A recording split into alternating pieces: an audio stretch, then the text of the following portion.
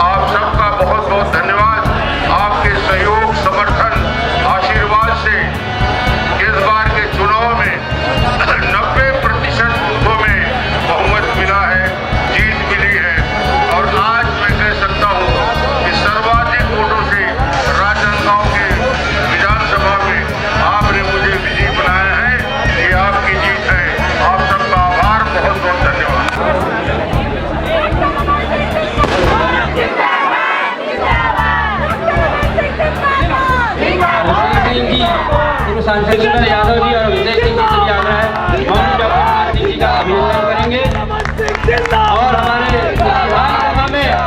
विधानसभा में देंगे। और तरुण लहरवानी जी और हर्ष राम टेकी जी से आग्रह है कि मंच पर बैठे सभी अतिथियों का आप अभिनंदन